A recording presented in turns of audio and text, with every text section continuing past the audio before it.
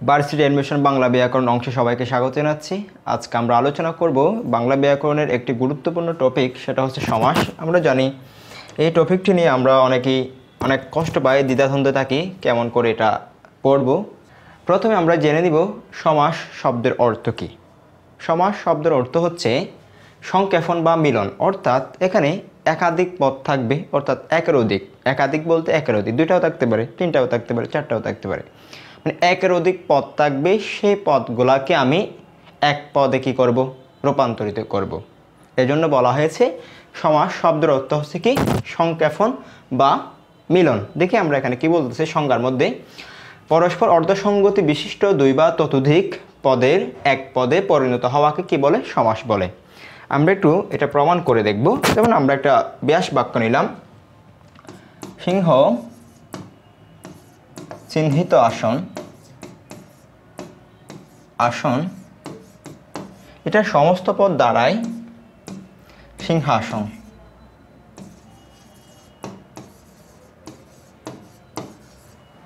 এবার দেখো কথার কাজে কি মিলে কিনা। বললো পরস্পর অর্থ সঙ্গতি বিশিষ্ট দুই বা ততোধিক পদ। এখানে একটা অর্থ প্রকাশ পেয়েছে না? সিংহ চিহ্নিত আসন, অর্থাৎ একটা আসন বা বসার জায়গা যেখানে সিংহের কি আছে? চিহ্ন আঁকা আছে, এরকম একটা জায়গা বা বসার জন্য একটা স্থান। তাহলে এখানে অর্থ কি পেয়েছে? প্রকাশ পেয়েছে। এবং কি আছে? দুই বা ততোধিক পদ আছে, দুই বা ততোধিক পদ আছে। এখানে দেখো এই দুই বা ততোধিক পদকে যখন এক পদে আমি রূপান্তরিত করে ফেলবো, তখন যেটা হচ্ছে সেটা হচ্ছে সমাস। এই প্রক্রিয়াটাকে বলে কি? সমাস। তাহলে আমরা এখানে কয়টা পদ পেয়েছি? একটা, দুইটা, তিনটা। এই তিনটা পদকে আমরা একসাথে করে একটা পদ হিসেবে উপস্থাপন করলাম, সেটা হচ্ছে কি? সিংহাসন। কি আসন? সিংহাসন। আশা করি তোমরা এই বিষয়টা বুঝতে পেরেছ।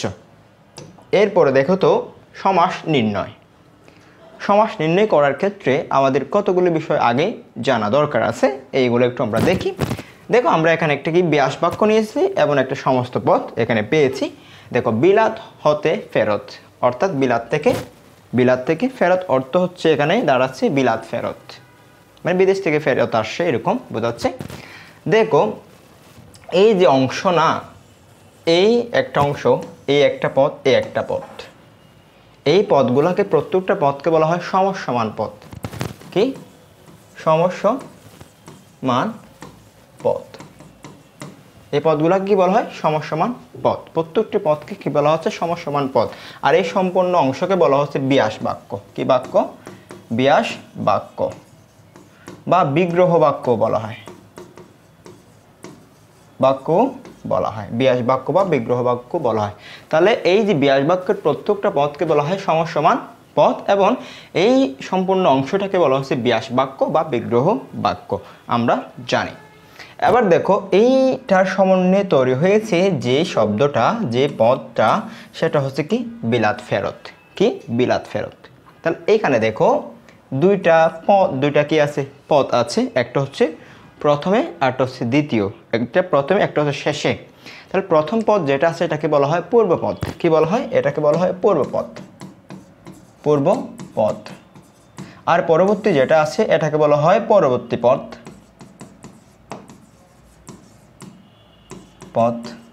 বা উত্তর পদ। তাহলে পূর্বপদ এবং হচ্ছে পরবর্তী পদ বা পরপদ। মেন হচ্ছে এটা পরপদ এবং উত্তরপদ, এটা মাথায় রাখবা, এটা মনে না রাখলেও চলবে। পরবর্তী পদ, কিন্তু এই পরপদ বা উত্তরপদ এটা দুইটাই হচ্ছে সবচেয়ে গুরুত্বপূর্ণ। এইগুলো আমাদের একটু মাথায় রাখতে হবে। তাহলে এই সম্পূর্ণ অংশটাকে আমরা আবার বলতে যাচ্ছি সমস্ত পদ বা সমাস নিষ্পন্ন পদ, অর্থাৎ এই তিনটাকে এক পদে পরিবর্তন করাই হচ্ছে সমাস। তাহলে এই তিনটাকে এক পদে পরিবর্তন করার ফলে যে বিষয়টা, যে জিনিসটা আমরা পেয়েছি, এটাই হচ্ছে কি? আমাদের কাজের ফসল। এই জন্য বলা হচ্ছে এটা সমাস নিষ্পন্ন পদ বা সমস্ত পদ, যেখানে এই তিনটা পদের সবগুলোই এখানে আছে বিলাত ফেরতের মধ্যে। ঠিক আছে?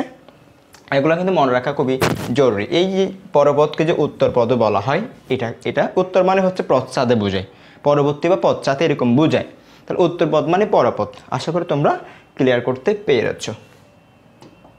আবার আসো, এই যে সমাসকে আমাদের ব্যাকরণ অনুযায়ী 6 ভাগে ভাগ করা হয়েছে পূর্ববর্তী ব্যাকরণ অনুযায়ী, কিন্তু বর্তমান ব্যাকরণ আমাদের যে সমাসের ব্যাখ্যা দেওয়া হয়েছে সেখানে হচ্ছে সমাস 4 প্রকার। সমাস 4 প্রকার, আমরা 6 প্রকারের নিয়ে আলোচনা করব। দেখো, দ্বন্দ্ব সমাস, দ্বিগু সমাস, কর্মধারয়, তৎপুরুষ, অব্যয়ভাব, বহুব্রীহি সমাস। এবং দেখো এখানে সবচেয়ে যেটা মনে রাখতে হবে, যেটা পরিবর্তন হয়েছে, এই দ্বিগু সমাস কর্মধারয় সমাসের এবং কর্মধারয় সমাস তৎপুরুষ সমাসের মধ্যে অন্তর্ভুক্ত। এই কর্মধারয় কিন্তু আবার তৎপুরুষ সমাসের মধ্যে অন্তর্ভুক্ত। এই কারণেই মূলত সব 4 প্রকার হয়ে গেছে। কি প্রকার হয়ে গেছে? 4 প্রকার হয়ে গেছে। দেখো, আমরা কিছু আগে জিনিস জেনেই, যে দ্বন্দ্ব সমাস আছে না, এই দ্বন্দ্ব সমাস হচ্ছে পরপদ প্রধান। কি প্রধান? দ্বন্দ্ব সমাস মানে হচ্ছে উভয় পদ প্রধান। কেন? আমরা একটু বলি। আচ্ছা, দ্বন্দ্ব যখন করবা, তুমি কি একজনে দ্বন্দ্ব করতে পারবা? একজনে যদি ভক করে মানুষ তোমাকে পাগল বলবে, নাকি বলবে না? দ্বন্দ্ব বিষয়টা অবশ্যই 2 জন বা 2 এর অধিক লাগবে। অর্থাৎ দ্বন্দ্ব সমাজ হচ্ছে উভয় পদ প্রধান, মানে 2টা পদেরই কী পাবে? অর্থ প্রাধান্য পাবে। উভয় পদ প্রাধান্য পাবে। কীভাবে প্রাধান্য পাবে? তো এটা হচ্ছে উভয় পদ কি পায়? প্রাধান্য পায়। পদের অর্থ প্রাধান্য পায়। অর্থ প্রাধান্য পায়। এটা ঠিক আছে, কারণ দ্বন্দ্ব 2 জনের মধ্যে হয়, এই জন্য দ্বন্দ্ব হচ্ছে উভয় পদের অর্থ প্রাধান্য পায়। দেখো, আমি তোমাকে একটা উদাহরণ হিসেবে টানতেছি। দেখো, আমরা বলি মা বাবা, মা বাবা, গরু ছাগল। ঠিক আছে, এইখানে দেখো, এইগুলোর আবার আমি কি করব, এখন ব্যাস বাক্যে পরিণত করব। দেখো, মা ও বাবা অথবা মা এবং বাবা, যে কোনো একটা দেওয়া যায়। গরু,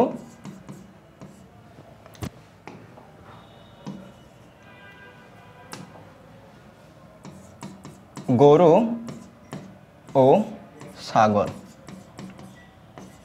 আচ্ছা, বলো দেখি আবার, আমরা এখানে এই মা হচ্ছে প্রথম পদ বা পূর্বপদ, আর বাবা হচ্ছে পরপদ। এই জায়গায় দেখো, আমরা কি মা বাবা বলতে শুধু মাকে বুঝাই নাকি বাবাকে বুঝাই? আমরা মা বাবা বলতে শুধু মাকেও বুঝাই না, আবার শুধু বাবাকেও বুঝাই না। মা বাবা মানে 2 জনকেই বোঝাচ্ছি, মানে এখানে 2টা পদের অর্থে কি পাচ্ছে? প্রাধান্য পাচ্ছে। এরপরেরটা দেখো, গরু ছাগল। বলে তুমি যখন বলছো গরু ছাগলগুলো একটু নিয়ে আসো, তার মানে তুমি কি গরুকে নিয়ে আসতে বলছো নাকি ছাগলকে নিয়ে আসতে বলছো? তুমি 2টাকে নিয়ে আসতে বলছো। তার মানে এখানে হচ্ছে কি, উভয় পদ কি পাবে? প্রাধান্য পাবে। কি পাবে? উভয় পদ প্রাধান্য পাবে। তারপর আসো, দ্বিগু হচ্ছে পরপদ প্রধান পাই। কি পদ? পরপদ প্রধান। কি প্রধান? পরপদ প্রধান। বা চৌরাস্তা, কি চৌরাস্তা বা 4 রাস্তার সমাহার, পরপদ প্রধান। তারপর আসো কর্মধারয়, এটাও হচ্ছে পরপদ প্রাধান্য পায়। পরপদ তৎপুরুষ সমাসের ক্ষেত্রে ও পরপদ প্রাধান্য পায়। এগুলো কিন্তু আমাদের আরও বিস্তারিত আছে। দেখো, এই বিষয়গুলো আমাদের মনে রাখতে হবে। প্রথম যেটা, এটা হচ্ছে উভয় পদ প্রধান, যেটা দ্বন্দ্ব, কারণ দ্বন্দ্ব 2 জনের মধ্যে সম্ভব, একজনের মধ্যে সম্ভব হয় না। এই 3টে বিষয় আমাদের মনে রাখতে হবে। এই 3টে বিষয় হচ্ছে পরপদ প্রধান, দ্বিগু, কর্মধারয় এবং হচ্ছে তৎপুরুষ সমাস। এই 3টা সমাসে হচ্ছে পরপদ প্রাধান্য পায়। আবার সব বহুব্রীহি সমাজ, অব্যয়ভাব যেটা আছে, অব্যয়ভাবের ক্ষেত্রেই পূর্বপদ প্রধান পায়। কি এখানে অব্যয়ভাবের ক্ষেত্রে পূর্বপদের অর্থে কীভাবে? প্রাধান্য পাবে। এবং দেখো, এই যে বহুব্রীহি সমাস আছে, বহু মানে হচ্ছে বহুগুণে গুণান্বিত, এটা ভাবে নিতে পারে মনে রাখার জন্য। তার যার বহুগুণ আছে, সে আগে পিছিয়ে কেন যাবে? সে একেবারে নতুন তার একটা গঠন কাঠামো কী করবে? সে নির্মাণ করবে। এই জন্য বহুব্রীহি সমাজ বলে যে আমি কোনো পদের অর্থে প্রাধান্য দেবো না, আমি নতুন করে সাজবো নিজেকে নিয়ে।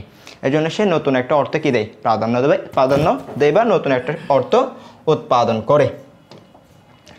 এবার দেখো, সমাস বর্তমান ব্যাকরণ অনুসারে মূলত 4 প্রকার। কয় প্রকার? 4 প্রকার। পরীক্ষায় যদি তোমাদের প্রশ্ন করে, এই জায়গায় তোমাদের ঘাপলা থাকতে পারে। পরীক্ষায় প্রশ্ন করলে আমি উত্তর কয়টা দিব? সমাস কত প্রকার যদি প্রশ্ন করে, উত্তর কয়টা দিব? দেখো, এখানে যদি অপশনের মধ্যে 4ও থাকে এবং 6ও থাকে, তোমাদের অবশ্যই 4 প্রকারে উত্তর করতে হবে। কেন? কারণ বর্তমান যেটা নতুন যেটা নিয়ম থাকবে, আমাদের সেটাই আনসার করতে হবে। কিন্তু এখানে মনে রাখতে হবে, যদি 4 প্রকার সেটা না থাকে, তখন তোমাকে 6 প্রকারে উত্তর করতে হবে। 4 অপশনে যদি না থাকে, তোমাকে 6 প্রকারই উত্তর করতে হবে। আশা করি তোমরা এটা নিয়ে আর কোনো কি থাকবে না, তোমাদের দ্বন্দ্ব থাকবে না। এবার দেখো, এই 4 প্রকারের মধ্যে কী কী আছে দেখো। দ্বন্দ্ব সমাস, কর্মধারয়, তৎপুরুষ এবং হচ্ছে বহুব্রীহি সমাস। ঠিক আছে, তাহলে এখানে বাদ পড়েছে কি দ্বিগু এবং হচ্ছে অব্যয়ভাব, দ্বিগু এবং হচ্ছে অব্যয়ভাব, এই দুইটা সমাসই বাদ পড়ে গেছে নতুন সমাসের ক্ষেত্রে। এবার দেখো অপর প্রধান কতগুলো সমাস আছে, সেগুলো হচ্ছে প্রাধি, নিত্য এবং হচ্ছে অলুক, নিত্য এবং হচ্ছে অলুক। দেখো সমাসকে আমরা বিভিন্নভাবে কি করতে পারি, মূল্যায়ন করতে পারি। একে তো হচ্ছে কোন পদ প্রাধান্য পেয়েছে, কোন পদের অর্থ প্রাধান্য পেয়েছে, এভাবে পরিমাপ করা যায়, এভাবে কি করা যায়, নির্ণয় করা যায়।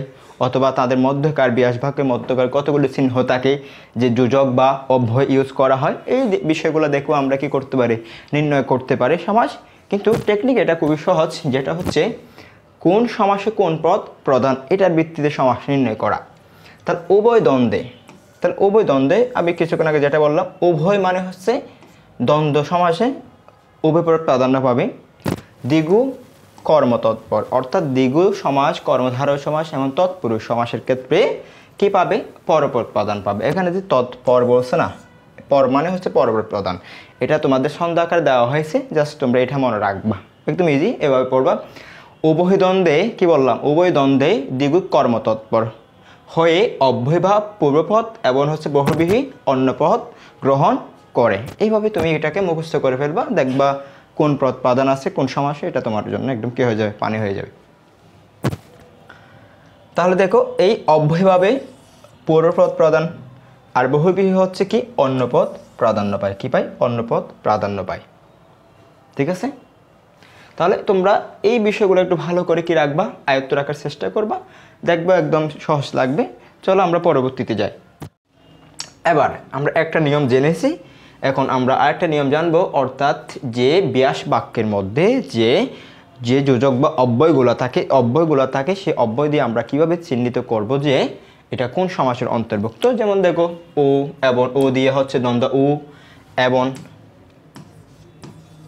এবং আর, এগুলা দিয়ে হচ্ছে কি দ্বন্দ্ব হয়, সমাহারে দ্বিগু হয়, যে যিনি যেটি তিনি, এটা দিয়ে হচ্ছে কর্মধারয় হয়, যাহার যার যুগে হচ্ছে বহুব্রীহি। অর্থাৎ এই সিম্বলগুলো আমরা যখন ব্যাস বাক্যের মধ্যে দেখতে পাবো, কি বাক্যের মধ্যে, ব্যাস বাক্যের মধ্যে দেখতে পাবো, আমরা সাথে সাথে উত্তর করে দিতে পারবো। ঠিক আছে, তাহলে ও যদি থাকে তাহলে দ্বন্দ্ব সমাস, সমাহার থাকলে দ্বিগু হয়ে যাচ্ছে, যে যিনি যেটি তিনি, যে যিনি যেটি তিনি থাকলে হচ্ছে কর্মধারয়ের পদে পড়তেছে, যাহার যার এবং হচ্ছে এই যুগে বহুব্রীহি সমাস হচ্ছে, এবং বিভক্তি লোপ পেলে হচ্ছে অব্যয়ভাব, আর লোপ না পেলে হচ্ছে অলুক তৎপুরুষ সমাস, অলুক বা তৎপুরুষ সমাস। যেমন আমরা পাচ্ছি হচ্ছে বাবা মা, কি মা, বাবা মা, তাহলে বাবা মা, এটা আমরা যদি কি করি সমস্ত পদ ব্যাস বাক্য করতে চাই, তাহলে বাবা ও মা, বাবা ও মা। তাহলে ভাই বোন, ঠিক তেমনি ভাই বোন, তাহলে ভাই ও বোন। ঠিক আছে, এইভাবেই তো হচ্ছে ভাই ও বোন, একদম ইজি। তাহলে দেখো, তাহলে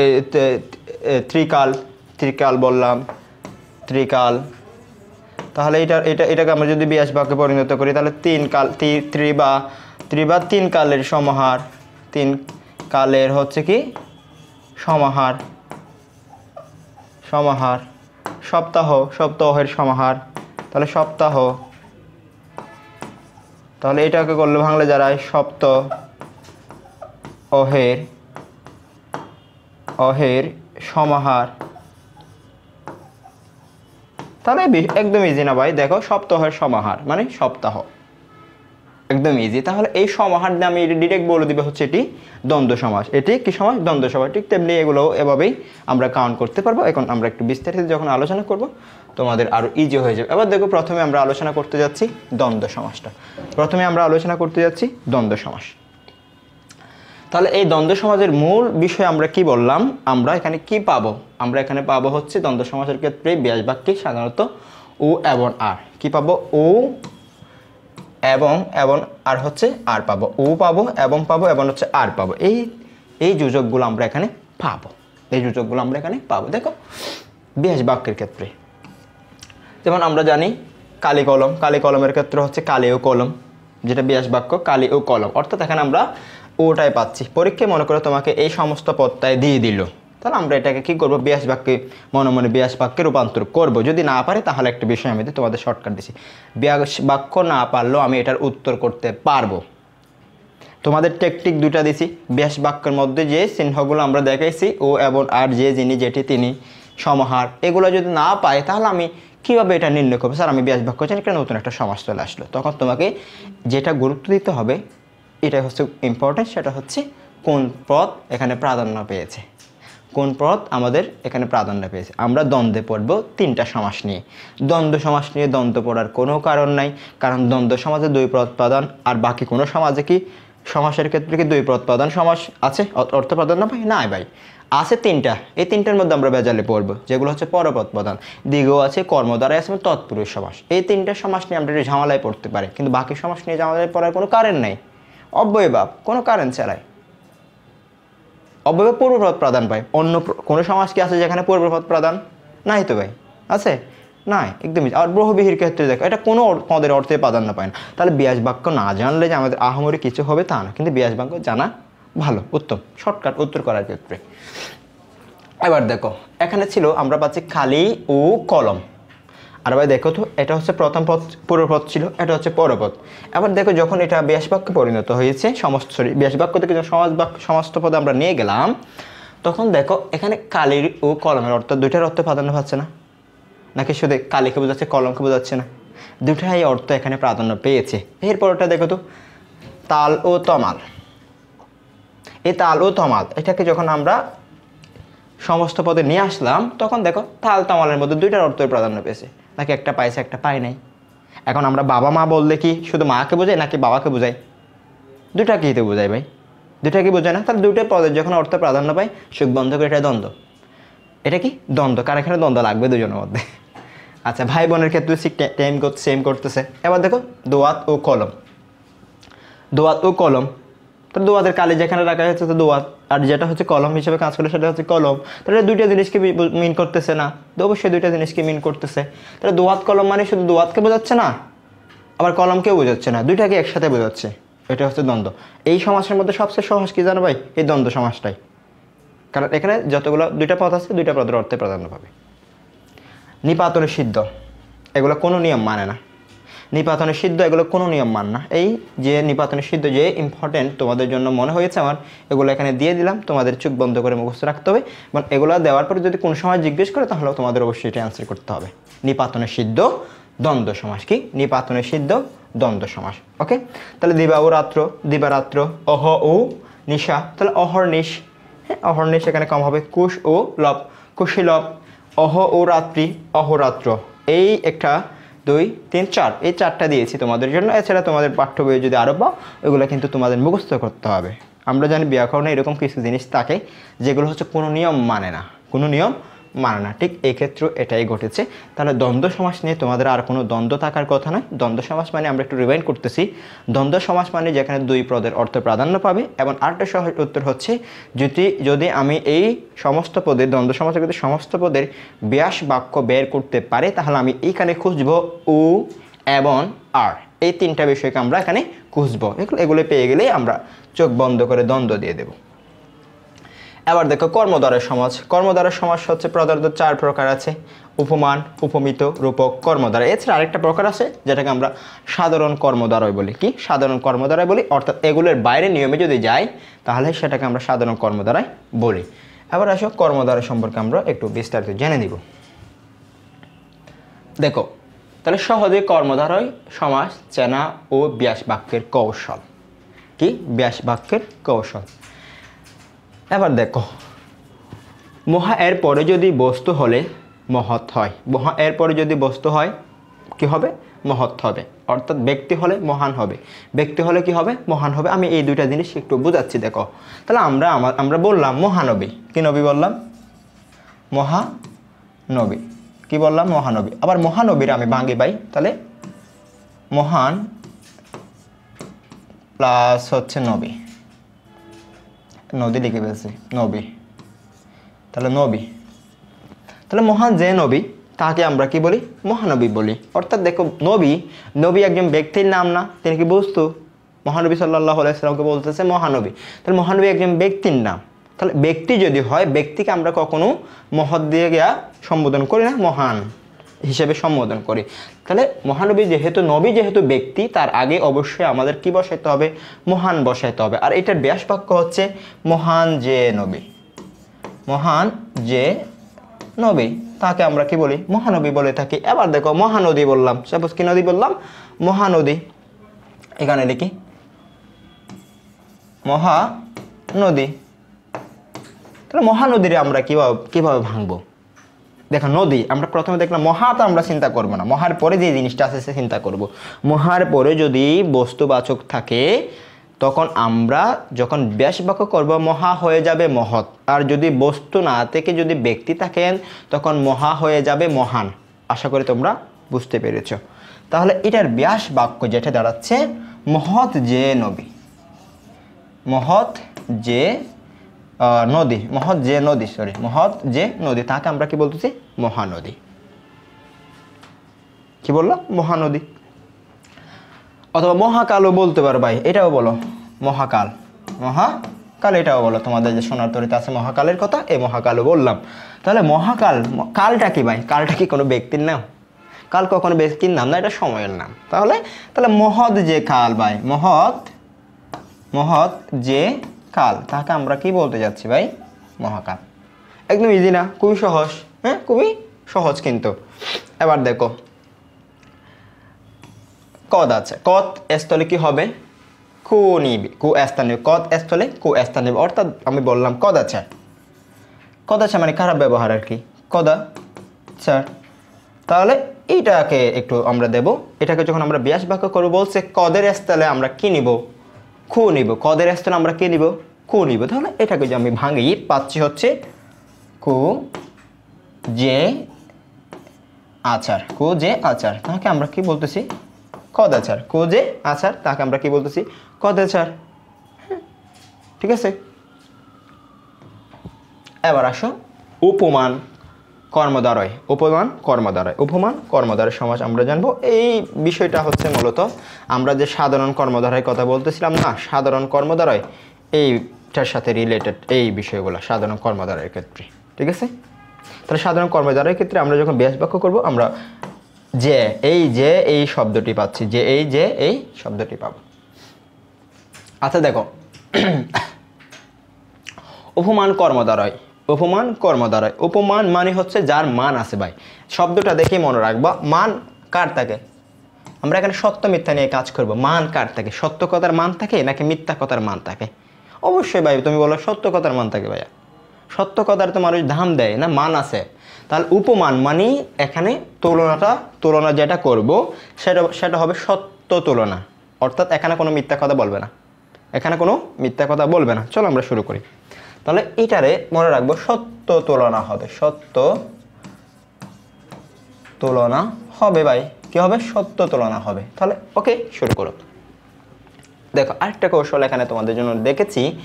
কোনো শব্দের শেষে যদি বিশেষণ, শব্দের শেষে যদি বিশেষণ মানে কি ভাই? অ্যাডজেক্টিভ আর কি। নাউন বা প্রনাউনের যে দোষ গুণ অবস্থা বা সংখ্যার পরিমাণ বোঝে তাকে আমরা অ্যাডজেক্টিভ হিসেবে নিই বা বিশেষণ হিসেবে চিনি। দেখো কোনো শব্দের শেষ শব্দটি যদি বিশেষণ হলে সেটি অবশ্যই উপমান কর্মধারয় হবে, উপমান কর্মধারয় হবে। অর্থাৎ এটার স্ট্রাকচার হচ্ছে এরকম। উপমান কর্মধারয় চেনার আরেকটা স্ট্রাকচার তোমাকে দিচ্ছি noun plus adjective. Noun plus কি হবে? অ্যাডজেক্টিভ হবে। উপমান কর্মধারয়ের ক্ষেত্রে নাউন প্লাস অ্যাডজেক্টিভ হবে। কি হবে? নাউন প্লাস অ্যাডজেক্টিভ হবে। এবার দেখো এই বিষয়টা তোমাদের একটু দেখাচ্ছি। যেমন এখানে বলছে তুষার শুভ্র, তুষার শুভ্র। তাহলে তুষারের নিয়ে শুভ্র। তাহলে তুষার কি ভাই? তুষার কি? তুষার নাউন না? তুষার নাউন না? তুষার নাউন না? অবশ্যই তুষার নাউন। একটা রুল মিলে গেছে। তাহলে শুভ্র মানে সাদা। সাদা এটা কি ভাই? অ্যাডজেক্টিভ না? কোনো বস্তু সাদা, কোনো বস্তু সাদা মানে তাহলে সাদা হচ্ছে ওই বস্তুটার একটা গুণ, অ্যাডজেক্টিভ ভাই।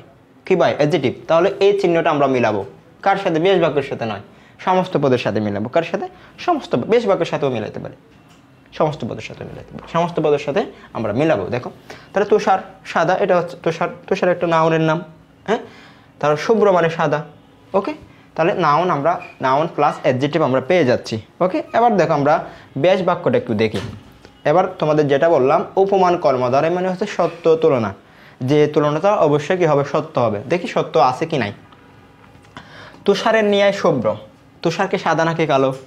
তুষার অবশ্যই সাদা। আর বলতে শুভ্র, শুভ্র অর্থ সাদা, শুভ্র অর্থ সাদা। তাহলে সাদা প্লাস সাদা, সাদার সাথে কি সাদার তুলনা হচ্ছে, তাহলে সাদার সাথে সাদার তুলনা হবে না, এটা সত্য তুলনা। সাদার সাথে কালো তুলনা হলে না মিথ্যা হবে। আমি কালো মানে আমার সাথে সাদার তুলনা করলে হবে, হবে না, আমার সাথে আমার তুলনা করতে হবে। তাহলে সাদার সাথে যখন সাদার তুলনা করছে তার মানে তুলনাটা কি হয়েছে, সত্য হয়েছে। তার মানে এটা কি সমাস, উপমান কর্মদ্বারয় সমাস। এবার দেখো অরুণের ন্যায় রাঙা, অরুণ মানেই তো রাঙা, তাহলে অরুণের ন্যায় রাঙা মানে হচ্ছে অবশ্যই রাঙানো, তাহলে এটার তুলনাও কি হয়েছে, সত্য হয়েছে। এবং ওইটাও মিলাই দেখতে পারো, অরুণ রাঙা, তাহলে অরুণ এটা হচ্ছে কি একটা নাউনের নাম, আর রাঙা হচ্ছে একটা গুণ, হ্যাঁ এটা হচ্ছে অ্যাডজেক্টিভ। এবার দেখো রক্তের ন্যায় লাল, রক্তের ন্যায় লাল, রক্ত লাল, রক্ত বিষয়টা কি, রক্ত বিষয়টা অবশ্যই হচ্ছে কি নাউন, আর রক্তের একটা যে গুণ আছে সেটা হচ্ছে লাল, গুণ জিনিসটা মানে হচ্ছে বিশেষণ বা অ্যাডজেক্টিভ, তাহলে এই দিকেও মিলে যাচ্ছে। আর সত্য যে বিষয়টা বললাম এটাও মিলে যাচ্ছে। দেখো রক্তের ন্যায় লাল, রক্ত কি কালো সাদা না, রক্ত হচ্ছে লাল, তাহলে লালের সাথে লালের তুলনা, তাহলে লালে লাল, তাহলে এটাও একটা সত্য তুলনা হয়েছে। এবার দেখো চন্দনের মতো স্নিগ্ধ, চন্দনের মতো স্নিগ্ধ, তাহলে চন্দনের মতো স্নিগ্ধ মানে তাহলে চন্দনও হচ্ছে একটা স্নিগ্ধ বিষয়, আর এটাও তুলনা করা হচ্ছে কি স্নিগ্ধর সাথে, তাহলে চন্দন স্নিগ্ধ দুটাই হচ্ছে কি সত্য তুলনা। এবার এখানে দেখো যেটা বলছে চন্দন, চন্দন একটা জিনিসের নাম, আর স্নিগ্ধ এটা হচ্ছে একটা অ্যাডজেক্টিভ। চন্দন হচ্ছে নাউন আর এটা হচ্ছে কি অ্যাডজেক্টিভ, ঠিক আছে। তাহলে আমরা ওই জিনিসটা পেয়ে গেছি, তাহলে দুইটা জিনিস দিয়ে আমি এটাকে মিন করতে পারবো। প্রথমত আমাদের পেতে খুঁজে দেখতে হবে প্রথমটা নাউন কিনা, আর পরেরটা হবে অ্যাডজেক্টিভ। প্রথমটা নাউন, নাউন মানে হচ্ছে কি বিশেষ্য, আর অ্যাডজেক্টিভ মানে হচ্ছে বিশেষণ, এটা আমরা জানি। তাহলে আরেকটা তুলনা আমরা দেখব, এই যে এখানে তুলনা হবে সেই তুলনাটা যদি সত্য হয় তখন আমরা চোখ বন্ধ করে লিখে দিব হচ্ছে উপমান কর্মধারয় সমাস। এবার আসো উপমিত। এবার দেখো যার আছে মান সম্মান তাকে আমরা বললাম উপমান। এবার যার হচ্ছে মৃত মানুষ, যেমন মৃত দিয়ে আমরা মনে রাখতে পারি মৃত মানুষ, মৃত মানুষের 2 পয়সার দাম দেয় মানুষ, দিবে না, বলবে লাশ পচে যাবে তাড়াতাড়ি কবরস্থ করো, তাহলে কোনো দাম নাই, অর্থাৎ মিথ্যা কথার কোনো দাম নাই। উপমিত মানে হচ্ছে এখানে মিথ্যা কথা থাকবে, অর্থাৎ মিথ্যা তুলনা, যেটাকে আমরা অনেক সময় মানুষকে প্রশংসা করার জন্য আমরা করে থাকি, এটাই হচ্ছে উপমিত, মানে মিথ্যা তুলনা দিয়ে দিই অনেক সময়। দেখো ওই যে নেতারে ফুলের মতো পবিত্র বানায় দিই, নেতা কখনো কি ফুলের মতো পবিত্র হতে পারে, কখনোই পারে না, এরকম তুলনাগুলো আর কি। দেখো তাহলে এটা কি আমরা দিচ্ছি মিথ্যা তুলনা।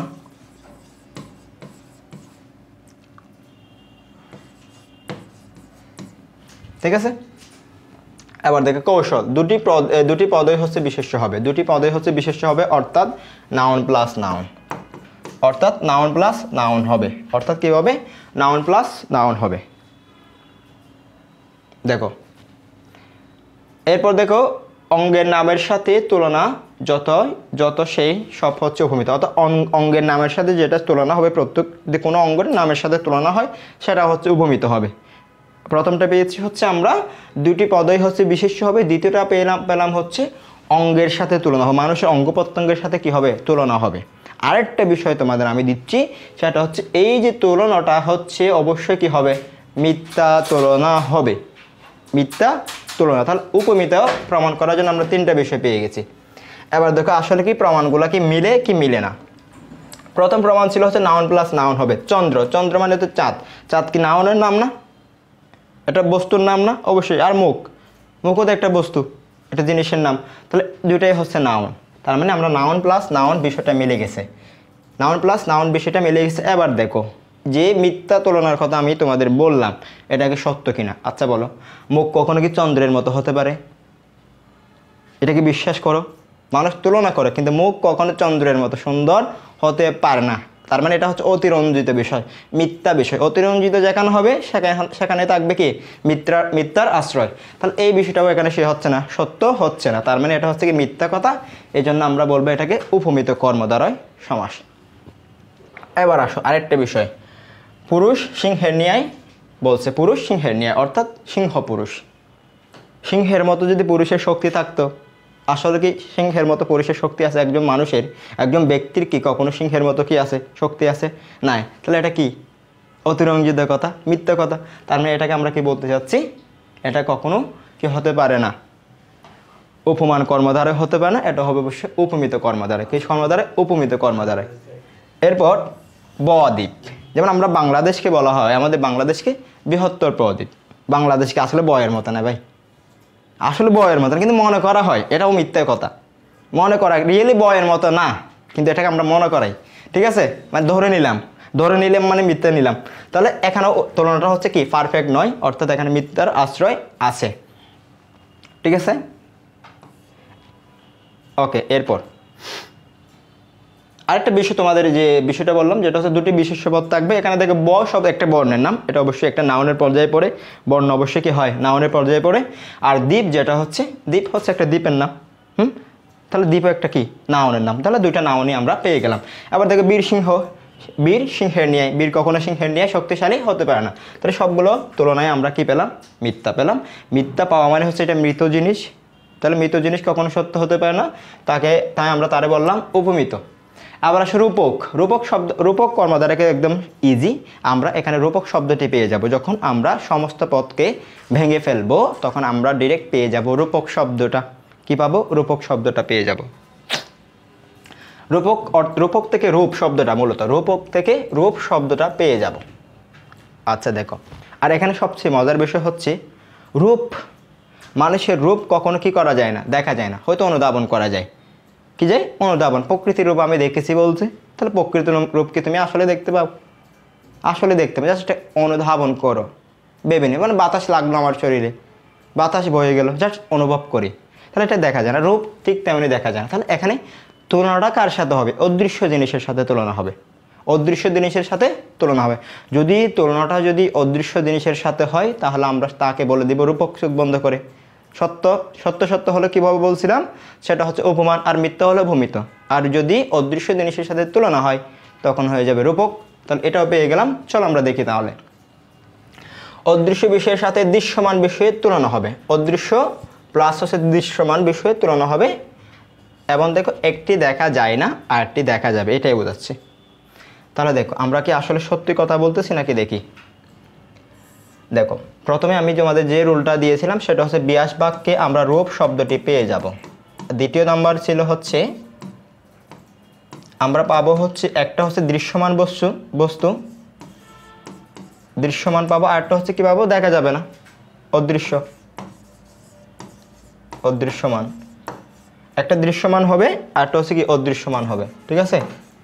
তাহলে দেখো আমরা দেখতে পাই, যেমন দেখো ক্রোধ, ক্রোধ মানে হচ্ছে কি মানুষের কি একটা রাগ, মানুষের রাগকে আমি কি দেখতে পাই, জাস্ট অনুভব করি। তার গাটা ঘামাই গেছে, কেমন হচ্ছে, তার চেহারাতে এরা অন্ধকার হয়ে গেছে, মনে হচ্ছে তার রাগ উঠছে, এরকম একটা কি আমরা অনুধাবন করি, জাস্ট এটা দেখতে পাই না। অনল, তাহলে আগুন আমরা অবশ্যই দেখি, আগুন জ্বলতেছে বলে আগুন জ্বলতেছে, আমরা দেখতে পাই, তাহলে ক্রোধকে আগুনের সাথে তুলনা করা হচ্ছে। তাহলে এই তুলনাটা হচ্ছে একটা দৃশ্যমান, অনল আগুন যেটা আমরা দেখতে পাই, কিন্তু মানুষের ক্রোধ আমরা কখনো দেখতে পাই না। তার মানে একটা দৃশ্যমান, একটা অদৃশ্যমান, একটা দৃশ্যমান, একটা অদৃশ্যমান। তোমরা বলতে পারো ভাই আমি তো হয়তো এখানে ব্যাস বাক্য বের করতেও না পারি, তখন আমি কি করব, অপরিচিত একটা যদি সমস্ত পদ চলে আসে তখন কি করবো? আর ভাই তোমার ওইদিকে যাইতে হচ্ছে না, তুমি এখানে পয়েন্ট করো। তাহলে আমরা আরেকটা কথা তোমাদের আগে বলছিলাম, যেটা হচ্ছে পদের প্রাধান্যের উপর ভিত্তি করে আমরা কি সমাস নির্ণয় করতে পারবো। তাহলে দেখো এখানে ক্রোধ রূপ অনল, অর্থাৎ এখানে কার অর্থ প্রাধান্য পেয়েছে, পূর্বপদ নাকি পরপদ? ক্রোধকে কার সাথে তুলনা করতেছে? অনলের সাথে ভাই। তাহলে অনল আগুনের অর্থই প্রাধান্য পাইছে, পরপদের অর্থে কি পাইছে? প্রাধান্য পাইছে। তাহলে পরপদের অর্থ যদি প্রাধান্য পায়, সেটার আমরা কর্মদ্বারা সমাস বলতে পারি, ওই দিক থেকে বলতে পারি। কিন্তু আমরা জ্ঞানজাও পড়বো, কারণ পরপদ প্রধান সমাস তো আরও আছে, এই জন্য আমাদের আর একটু বিষয় নিয়ম জানতে হয়। সেই জন্য আমরা শিখলাম রূপ থাকবে, এবং দৃশ্য এবং অদৃশ্য দুইটা বিষয়ের তুলনা হবে। ওকে, এরপর দেখো বিষাদ রূপ সিন্ধু, বিষাদ সিন্ধু মানে হচ্ছে বিষাদ রূপ সিন্ধু। তাহলে বিষাদ আমরা দেখতে পাই না, সিন্ধু আমরা দেখতে পাই। এরপর দেখো রূপসাগর, শোকসাগর, রূপ যোগ সাগর, শোকসাগর, শোক রূপ সাগর। এরপরে দেখো জীবন প্রদীপ, অর্থাৎ জীবন রূপ প্রদীপ, জীবনকে প্রদীপের সাথে তুলনা করা হচ্ছে, আলোর সাথে তুলনা করা হচ্ছে। জীবনকে আমরা দেখতে পাই, কিন্তু প্রদীপকে, আলোকে আমরা কি করতে পারি, দেখতে পারি। আচ্ছা, আবার দেখো মন মাঝি আছে, মন মাঝি কি আছে, মন মাঝি আছে, এটাও দেখো মন মাঝি। আচ্ছা আমার মনকে কি কখনো দেখেছো? তোমার নিজের মনকে কখনো দেখেছো? দেখো না, তাহলে মন হচ্ছে আমরা কি করতে পারি না, দেখতে পাই না। কিন্তু মাঝি যে নৌকা চালায় তারা আমরা সশরীরে কি করতে পারি, দেখতে পারি। এটা হচ্ছে মাঝি। ঠিক আছে, তাহলে এটা দেখার বিষয়। প্রথমটা হচ্ছে কি অদৃশ্য বিষয়। তাহলে দৃশ্য আর অদৃশ্য, তার মানে হচ্ছে কি কি রূপক কর্মদ্বারা, রূপক কর্মদ্বারা সমাস। এবার আসো মধ্যপদলোপী কর্মদ্বারের সমাস, যেটা আমাদের অবশ্যই কি করতে হবে, মনে রাখতে হবে। মধ্যপদলোপী কর্মদ্বারে হচ্ছে যেখানে আমরা দেখতে পাবো মাঝখানে কথাটার মধ্যেই হচ্ছে তার অর্থ লুকায়িত আছে। মধ্যপদলোপী মানে হচ্ছে মাঝখানের পদটা কি পেয়ে যাবে, লোপ পেয়ে যাবে। অর্থাৎ আমরা প্রথমে যে আমাদের এই সমস্ত পদটা নিয়েছিলাম সেটা সিংহাসন ছিল। তাহলে সিংহাসনের মধ্যে ছিল সিংহ চিহ্নিত আসন। তাহলে এখানে আছে হয়ে যাচ্ছে হচ্ছে সিংহাসন, তার মাঝখানে কি ছিল, চিহ্নিত ছিল। তাহলে চিহ্নিত শব্দটি কি আছে সিংহাসনের মধ্যে, নাই। এটা কি পেয়ে গেছে, ডিরেক্ট লোপ পেয়ে গেছে। এরপর দেখো সাহিত্য সভা। সাহিত্য বিষয় মানে সাহিত্য সভা মানে সাহিত্য নিয়ে যে সভা কি হয়, অনুষ্ঠিত হয়, অর্থাৎ সাহিত্য বিষয়ক সভা। তাহলে এখানে বিষয়ক শব্দটি কি হচ্ছে, লোপ পেয়ে যাচ্ছে, অর্থাৎ মাঝখানের পদটা কি পেয়ে যাচ্ছে, লোপ পেয়ে যাচ্ছে। এবার দেখো স্মৃতিসুধ, স্মৃতি রক্ষার্থে সুদ। স্মৃতিসুধ মানে কি, স্মৃতি রক্ষার্থে সুদ। তাহলে এখানে রক্ষার্থে যে শব্দটা ছিল মাঝখানে যে পদ মধ্যপদ, এই মধ্যপদগুলা কি পাচ্ছে, লোপ পাচ্ছে। মধ্যপদগুলা কি পাচ্ছে, লোপ পাচ্ছে। তাহলে মধ্যপদলোপী কর্মদ্বারে মানে হচ্ছে মাঝখানের পদটা লোপ পেয়ে যাবে। আর আবার বলতে পারে ভাই মাঝখানের পদটা তো অনেক জায়গায় লোপ পাইতে পারে, কিন্তু আমরা কেমনে বুঝবো এটা কর্মদ্বারয় সমাস, এটাও তোমাদের মাথায় আসতে পারে। তাহলে মাঝখানে পদ লোপ পায় এরকম আরেকটা সমাস আছে, এটা হচ্ছে কি বহুব্রীহি সমাস। অর্থাৎ বহুব্রীহির ক্ষেত্রে ঠিক মাঝখানেরটা বাদ পড়ে না, শেষেরটা বাদ পড়ে যায়। তাহলে গায়ে হলুদ, তো গায়ে হলুদ দেওয়া হয় যে অনুষ্ঠানে, এটাকে আমরা গায়ে হলুদ বলি। তাহলে এখানে দেখো গায়ে হলুদ দেওয়া হয় যে অনুষ্ঠানে, বাদ যাচ্ছে দেওয়া হয় যে অনুষ্ঠানে। এটা কি মাঝখানে নাকি শেষের পদ, আর বা শেষেরটা বাদ যাচ্ছে। কিন্তু এটারে আমাদের ব্যাকরণ বলে মধ্যপদলোপী বহুব্রীহি সমাস। কিন্তু কথা হচ্ছে প্যাচ হচ্ছে এখানে বাদ যাচ্ছে শেষের দিকে, আমরা এটারে বলতেছি মধ্যপদলোপী বহুব্রীহি সমাস। তাহলে এই জায়গায় এখানে আমরা আমাদের একটু কি কটকা লাগতে পারে, তাহলে এটাও দূর করে দিচ্ছি। দেখো তাহলে বহুব্রীহি সমাস মানে যেখানে কোনো পদের অর্থ কি পায় না, প্রাধান্য পায় না। আর আমরা জানি কর্মদ্বারয় সমাজে হচ্ছে পরপদের অর্থ কি পায়, প্রাধান্য পায়। তাহলে দেখো সিংহাসন আমরা পেয়েছি, এবং হচ্ছে সাহিত্য বিষয়ক সভা এবং স্রোত পেয়েছি। এখানে দেখো কোন পদের সিংহর অর্থে প্রাধান্য পাচ্ছে, সাহিত্যের অর্থে প্রাধান্য পাচ্ছে, স্মৃতির অর্থে প্রাধান্য পাচ্ছে কি, নাকি শাসন সভা বা স্রোতের অর্থে প্রাধান্য পাচ্ছে। দেখো সিংহাসন মানে বুঝাই দেবে একটা আসন যেখানে সিংহের একটা মার্কা লাগানো আছে, মানে একটা আসনকে বোঝাচ্ছে। আসন কি পরপদ নাকি শেষ পদ বা উত্তর পদ, অবশ্যই পরপদ। তাহলে এখানে কার অর্থ প্রাধান্য পাচ্ছে, সিংহাসন মানে একটা আসনকে বোঝাচ্ছে, পরপদের অর্থ প্রাধান্য পাচ্ছে। এবার দেখো সাহিত্য যে সভা, সাহিত্য বিষয়ক সভা, এখানে সাহিত্যের প্রাধান্য দিচ্ছে না ভাই, একটা সভা, সেই সভা হচ্ছে সাহিত্য নিয়ে আলোচনা করা হচ্ছে। তাহলে সবাই হচ্ছে এখানে কি মূল বিষয়, সবার অর্থ কি পাচ্ছে, প্রাধান্য পাচ্ছে।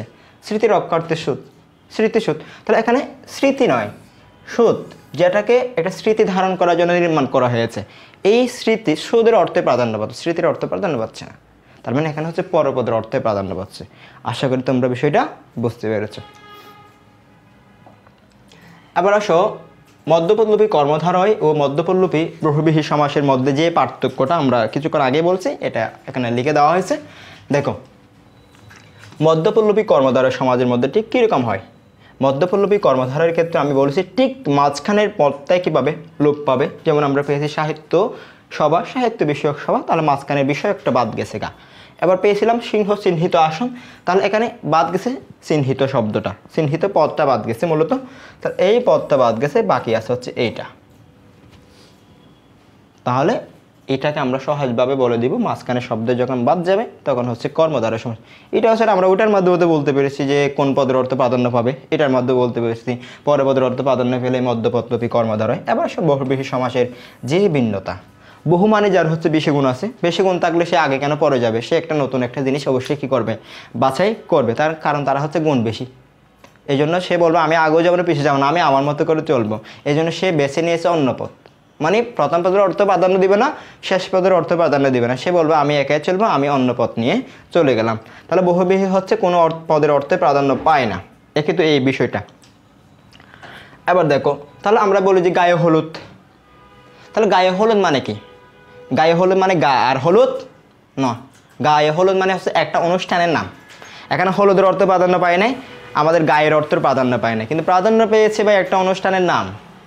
মানে সে আগেও যায় নাই, পিছেও যায় নাই, সে গেছে একেবারে বাইরে, একটা অনুষ্ঠানে চলে গেছে গা।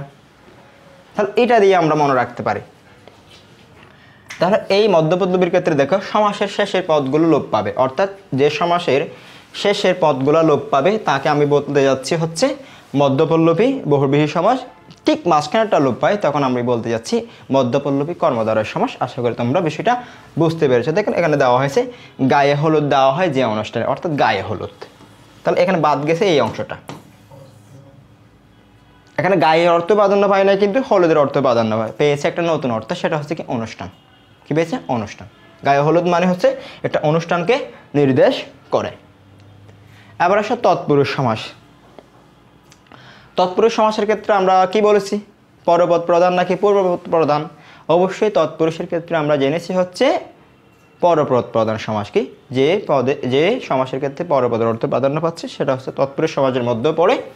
এবার দেখো তৎপুরুষ সমাস কিন্তু একদম ইজি বললেই চলে, কারণ এখানে হচ্ছে আমরা বিভক্তি খুঁজে পাবো। কি পাবো? বিভক্তি খুঁজে পাবো। কোন পদে পাবো? এটাই হচ্ছে মনে রাখার বিষয়, অর্থাৎ পুরো পদে বিভক্তি খুঁজে পাবো। এবার বলতে পারো ভাইয়া বিভক্তি জিনিসটা কি? বিভক্তি জিনিস হচ্ছে একটা বাক্যের পদের মধ্যে একটা পদের সাথে একটা পদ অন্য একটা পদের সমন্বয় সাধন করা। কি করা? সমন্বয় সাধন করা। অর্থাৎ তুমি যদি বলো রহিম বই আছে, কি বললা? রহিম বই আছে। তাহলে রহিম বই আছে বাক্যটা শুনতে কি একদম ভালো দেখাচ্ছে? শৃঙ্খলা আছে, এখানে মিলবন্ধন আছে? নাই। তুমি যদি বলো রহিমের বই আছে, তাহলে এর যে বিভক্তিতে যুক্ত করলে এটাই হচ্ছে বিভক্তি। পদগুলার একটু সুন্দর করে দেওয়ার জন্য তুমি বলছো রহিমের বই আছে। কে? তোমার বন্ধু বললো রহিম বই আছে, তুমি বলো রহিমের বই আছে। তাহলে কোনটা সত্য হলো? কোনটা সুন্দর হলো? তোমারটাই সুন্দর হলো, কিন্তু দুটো অর্থ বোঝা যাচ্ছে, কিন্তু সুন্দর হলো তোমারটাই, যেটা বলছে রহিমের বই আছে। তাহলে এর বিভক্তিটা যোগ করছে। তাহলে এর বিভক্তি প্রথম পদের সাথে, বিভক্তিগুলো হবে প্রথম পদের সাথে। কোন পদের সাথে? প্রথম পদের সাথে। এবং ওই বিভক্তিগুলো যখন আমি সমস্ত পদে নিয়ে যাচ্ছি তখন ওই বিভক্তিগুলো বাদ যাবে। আমার বিভক্তি দরকার হচ্ছে বাক্যের মধ্যে বা শব্দের মধ্যে নয়। একটা যখন বিয়াস বাক্য থাকতেছে সেখানে অনেকগুলো পদ আছে, মানে একটা বাক্যের মতো, তাহলে এখানে বিভক্তি দরকার। একটা শব্দে কি কখনো বিভক্তি দরকার হয়? এখানে আবার মিলাইতে কেন যাইতে হবে? একজন থাকলে মিলাইতে হয়, দুইটা মানুষ থাকলে দুইটা থেকে আমি বাছাই করতে হবে, অথবা মিলাইয়ের নিতে হবে কোনো একটা, এরকম। আচ্ছা, এবার দেখো বিভক্তিগুলো মনে রাখাই হচ্ছে আমাদের প্রধান কাজ। বিভক্তি পাবো আমরা হচ্ছে 7টা, 7 প্রকারের বিভক্তি পাবো। প্রথম যে বিভক্তি আছে সেটাকে বলা হয় প্রথমা। তাহলে প্রথমা যে বিভক্তি সেটাকে শূন্য বিভক্তি বলা হয়। এখানে অ আছে, অ মানে হচ্ছে কিছু নাই, অ মানে হচ্ছে কিছু নাই, শূন্য বিভক্তি। তাহলে প্রথমা হচ্ছে শূন্য বিভক্তি। কিন্তু বাকি বিভক্তিগুলো আমাদের মনে রাখতে হবে যদি আমরা তৎপুরুষ সমাস নির্ণয় করতে চাই, বা পরীক্ষায় যদি তৎপুরুষ সমাস থেকে প্রশ্ন আসে উত্তর করতে চাইলে। তৎপুরুষ কিন্তু সবচেয়ে গুরুত্বপূর্ণ এবং ক্রিয়েটিভ ওয়েতে প্রশ্ন করা যায়, কারণ এখানে মানুষ স্টুডেন্ট কী করে? ভুল করে। দেখো দ্বিতীয় বিভক্তির মধ্যে, দ্বিতীয় বিভক্তির মধ্যে আছে কে রে বেপিয়া বা ব্যক্তি। তাহলে এই বিষয়টা মনে রাখতে হবে এখানে, কারণ দ্বিতীয় আর চতুর্থ হচ্ছে সেম টু সেম, কিন্তু ভিন্ন আছে, ভিন্নতা আছে, সেটা আমি বলতেছি। দেখো তাহলে দ্বিতীয় বিভক্তি যেটা সেটা হচ্ছে দেখো কে রে এবং হচ্ছে ব্যক্তি বা বেপিয়া, এবং তৃতীয় বিভক্তি ধারা দিয়া কর্তৃক। এরপর দেখো চতুর্থ বিভক্তি আমরা দ্বিতীয়ত পেয়েছি হচ্ছে কে, এবং হচ্ছে এখানেও রে রে বিভক্তিটা আছে, এখানেও রে বিভক্তি আছে কে রে। তাহলে এই কে রে এখানেও কে রে মিলে গেল না? মিলে গেল কি গেল না? অবশ্যই গেল। এবার দেখো পঞ্চমী বিভক্তি হতে থেকে, ষষ্ঠ বিভক্তি র এ, সপ্তমী হচ্ছে এ অস্ত্রীয় এবং হচ্ছে তে, তো একাত্তে। এবার আমরা দ্বিতীয় এবং চতুর্থ এই বিষয়টা একটু রিলেট করবো, কোনটারে কেন কি বলবো। দেখো যেটা দ্বিতীয় বিভক্তি পেয়েছি, এই দ্বিতীয় বিভক্তি কে অবশ্যই কে দ্বারা নির্ধারিত করে যাবে, এবং রহিমকে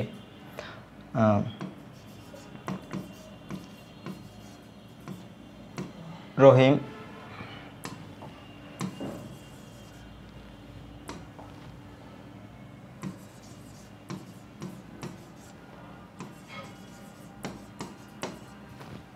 রহিম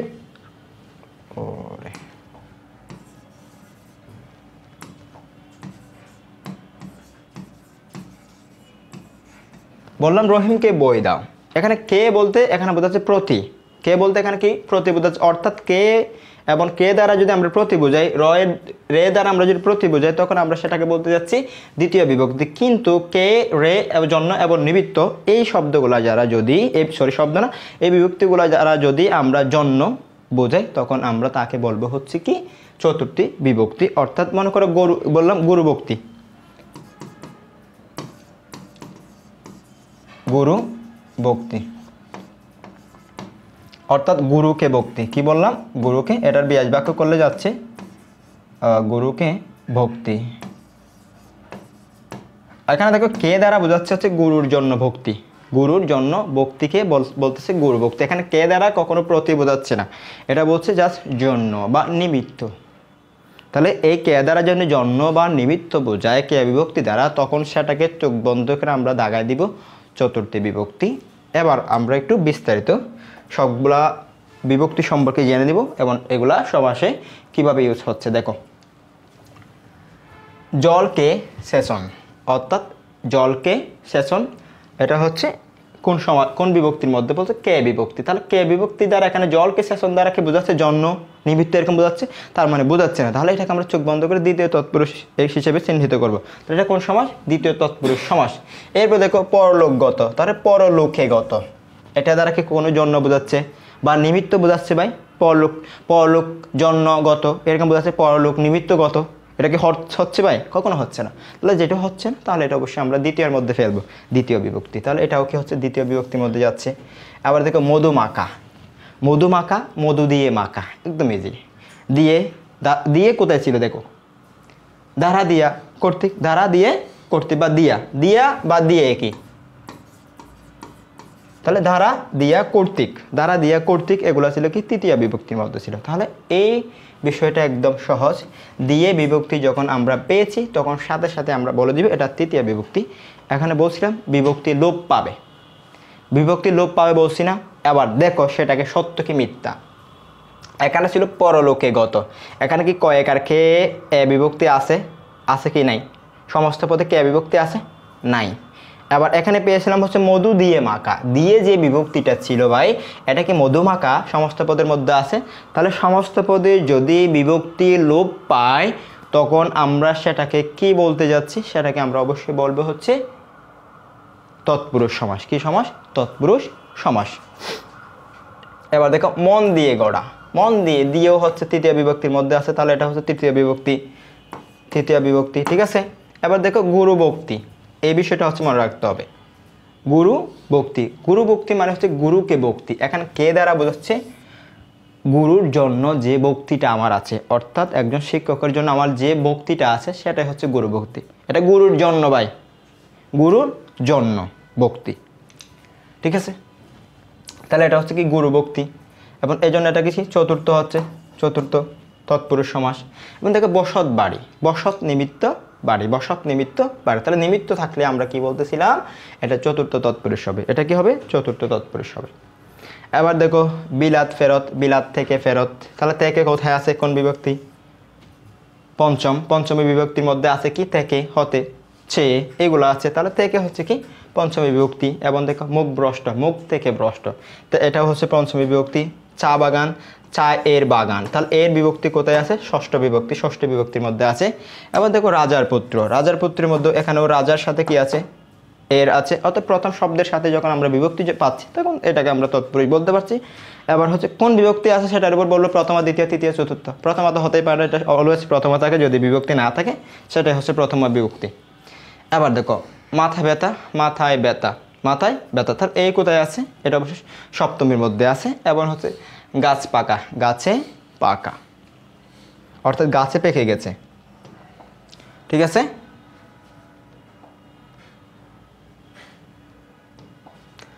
এবার আসো উপপদ তৎপুরুষ সমাস। কি সমাস? উপপদ তৎপুরুষ সমাস আমরা একটু জানবো, চলো।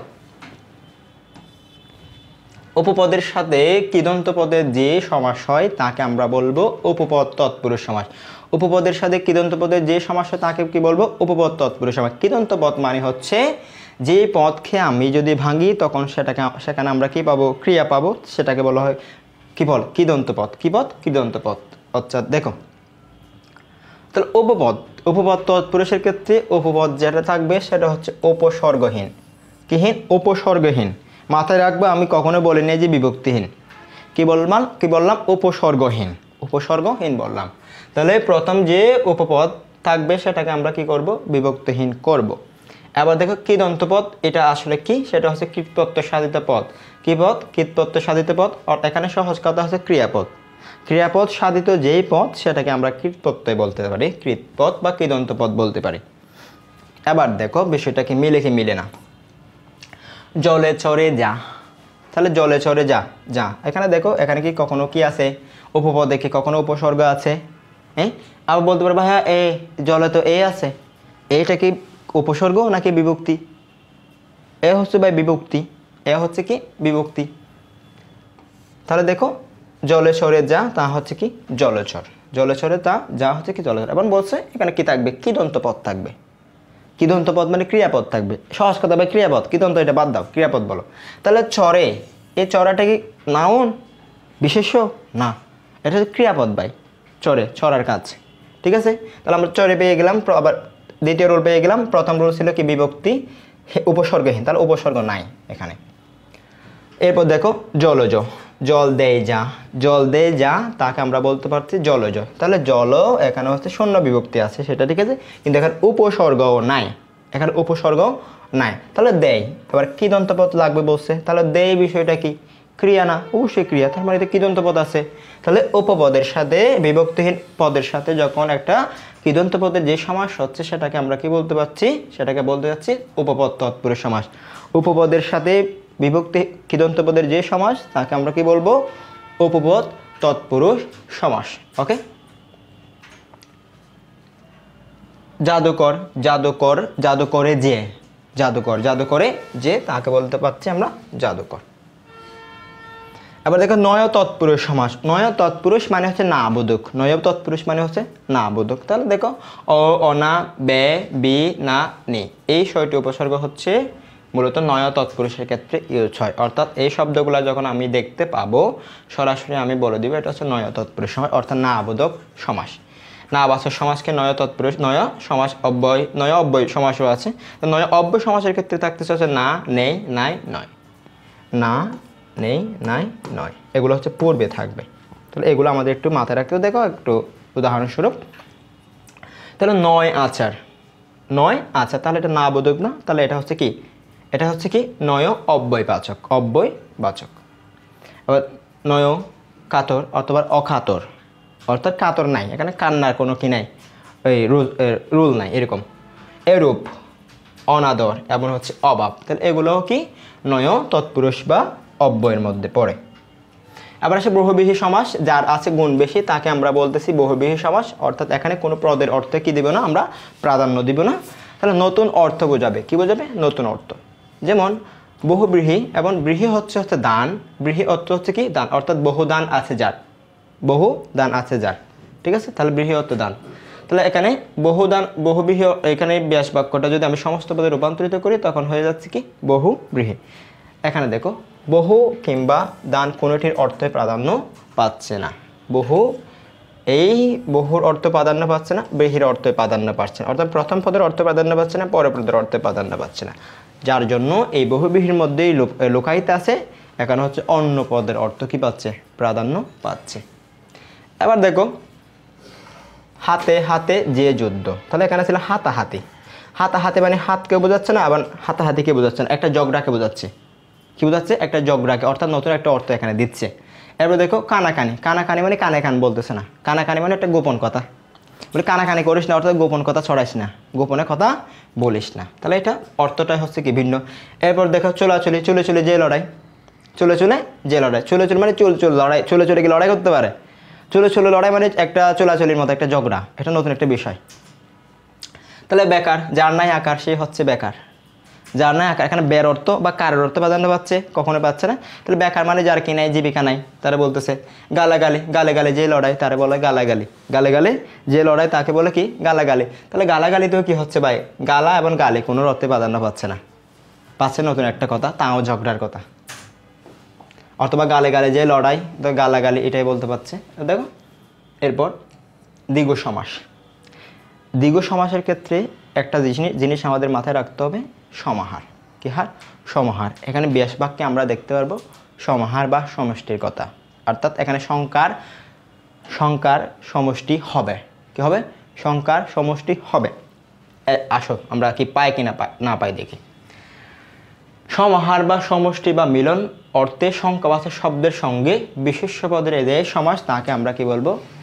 দ্বিগু সমাস। এত লম্বা কাহিনী বলবো না। সমাহার এই দ্বিগু সমাসের ক্ষেত্রে অবশ্যই দেখবো এখানে একটা সংখ্যা আমি পাবো, একটা সংখ্যা পাবো এবং তার সমষ্টি আমি এখানে পাবো। তুমি বলতে পারো ভাইয়া এখানে ত্রিকাল দিল, ত্রি মানে আমি সংখ্যা কোথায় পেলাম? ত্রি মানে হচ্ছে 3কে বোঝায়, ত্রি মানে হচ্ছে কি বোঝায়? 3কে বোঝায়। আর চৌ মানে হচ্ছে কি 4কে বোঝায়, তে মানে হচ্ছে 3কে বোঝায়, অর্থাৎ 3 মাত্রার সমাহার, শতাব্দী, শত, অব্দ। তাহলে দেখো সবগুলো হচ্ছে এখানে কি সংখ্যাকে কি করতেছে? নির্দেশ করতেছে। পঞ্চবটি, তাহলে পঞ্চমবটির সমাহার, এটাকে বলা হচ্ছে পঞ্চবটি। ত্রিপদী, 3টা পদ, ত্রিপদী মানে 3টা পদ। হ্যাঁ, তাহলে এইগুলোকে বোঝাচ্ছে। দেখো এটাকে আমি যখন ভাঙি তখন আমি পেয়ে যাচ্ছি সমাহার শব্দটা। তাহলে এই দ্বিগু সমাসের ক্ষেত্রে আমি বিয়াস বাক্যে কি পাবো? সমাহার শব্দটা পেয়ে যাব। আরেকটা বিষয় পাবো এখানে সংখ্যার সমষ্টি পাবো। কি পাবো? সংখ্যার সমষ্টি। দেখো তাহলে 3 কালের সমাহার, চোখ বন্ধ করে সমাহার পেয়ে গেলাম, উত্তর দিয়ে দিলাম। এবার চৌরাস্তার সমাহার পেয়ে গেলাম, 3 মাত্রার সমাহার পেয়ে গেলাম। তারপর হচ্ছে শত অব্দের সমাহার, পঞ্চবর্ণের সমাহার এবং হচ্ছে ত্রিপদী 3টা পদের সমাহার, এগুলো পেলাম। এছাড়া আমরা ধরতে পারি এই গজাননের সমাহার, হ্যাঁ, অথবা বলতে পারে পঞ্চবটি তো অলরেডি আছে, তাহলে পঞ্চবটের সমাহার। তাহলে এই সমাহার যখন আমরা পাচ্ছি তখন আমরা চোখ বন্ধ করে বলে দিব এটা হচ্ছে দ্বিগু সমাস। আরেকটা বিষয় সংখ্যার সমষ্টি, এটা এই জন্য আমরা এটাকে দ্বিগু সমাস হিসেবে চিহ্নিত করতে পারবো। দ্বিগু সমাসের আরেকটা বিষয় বলছিলাম, দ্বিগু সমাসের ক্ষেত্রে কোন পদের অর্থ প্রাধান্য পায়? দ্বিগু সমাসের ক্ষেত্রে প্রাধান্য পাচ্ছে হচ্ছে পরপদের অর্থ। এটা কি আসো কি শব্দ কিনা দেখো তো।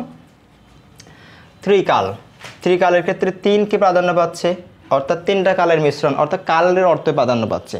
আর দেখে চৌরাস্তা কি 4-এর অর্থে প্রাধান্য পাচ্ছে? না, পাচ্ছে না ভাই। এখানে রাস্তা, অর্থাৎ যেখানে 4টা রাস্তা মিলিত হয়েছে তাকে আমি বলতেছি চৌরাস্তার কথা। এবার দেখো তেমাতা, 3টা মাতার সমাহারকে আমি বলতে যাচ্ছি তেমাতা। এবং শতাব্দী অথবা শতবর্ষের যে সমাহার, এখন অব্দের কথা মানে শব্দ বছরের কথা বলতেছে, শত অব্দের সমাহার। তাহলে এখানে এই বছরগুলোকে কি করতেছে? নির্দেশ করতেছে, অব্দকে নির্দেশ করতেছে। ঠিক আছে। এবং পঞ্চবটি, এখানে বটির কথা নির্দেশ করতেছে, 5-এর কথা নির্দেশ করতেছে না। ত্রিপদী অর্থাৎ 3টা পদের সমাহার, এখানে 3টা পদ যুক্ত হয়েছে মানে পদের কথায় কি পাচ্ছে? প্রাধান্য পাচ্ছে। তাহলে এই দ্বিগু সমাসে আমরা প্রমাণিত করতে পারলাম এখানে পরপদের অর্থে কি পাচ্ছে? প্রাধান্য পাচ্ছে। কি পাচ্ছে? পরপদের অর্থে প্রাধান্য পাচ্ছে। এবার আসো অব্যয়ভাব। যার আছে বাপ তাকে বলে অভাব, তাকে আমরা বলতে যাচ্ছি অব্যয়ভাব। যার আছে অভাব তাকে আমরা বলতে যাচ্ছি কি? অব্যয়ভাব। দেখো এই অব্যয়ভাব সমাসের ক্ষেত্রে হচ্ছে পূর্বপদ কি হবে? অব্যয় হবে। কি হবে? পূর্বপদ অব্যয় হবে এবং হচ্ছে পূর্বপদের অর্থ কি পাবে? প্রাধান্য পাবে। কি পাবে? প্রাধান্য পাবে বা প্রাধান্য থাকবে। এবার দেখো আরেকটা বিষয় তোমাদের মনে রাখতে বলবো আমি, এই অব্যয়ভাব সমাসের ক্ষেত্রে আমরা প্রথমেই একটা উপসর্গ পেয়ে যাব। কি পেয়ে যাব? উপসর্গ। কি পাবো? প্রথমে একটা উপসর্গ পেয়ে যাব। এটা অবশ্যই মনে রাখতে হবে, সবচেয়ে গুরুত্বপূর্ণ হচ্ছে এটা। অব্যয়ভাবের শেষে আমরা কি পাবো? প্রথমে আমরা একটা উপসর্গযুক্ত একটা শব্দ পাবো, উপসর্গ পাবো। সমস্ত পদে কি পাবো? উপসর্গ পাবো। দেখো উপকূল অর্থাৎ কুলের সমীপে, উপকূল অর্থাৎ কুলের সমীপে। ঠিক আছে, কুলের সমীপে। তাহলে উপ পেয়ে গেলাম, উপ হচ্ছে একটা উপসর্গ, উপ হচ্ছে একটা কি? উপসর্গ। আবার দেখ উপভাষা, তাহলে ভাষার মতো। উপভাষা মানে হচ্ছে ভাষার মতো। এখানে তোমাকে যে বিষয়টা বললাম সেটাও তোমাদের বের করে দিচ্ছি, যেহেতু বলেছি তাহলে সেটা প্রমাণ করে দিতে হবে। অব্যয়ভাবে বলছিলাম আমি কি? পূর্বপদের অর্থে প্রাধান্য পাবে। পূর্বপদ মানে প্রধান পদ, প্রথমতম যে পদ সেটার অর্থে প্রাধান্য পাবে। প্রথমে কোন পদ আছে? উপভাষা। তার উপভাষা মানে কি? ভাষাকে বোঝাচ্ছে। উপধারা বোঝাচ্ছে একটা ভাষার মতো না, তবে একটা ভাষাকে বোঝাচ্ছে।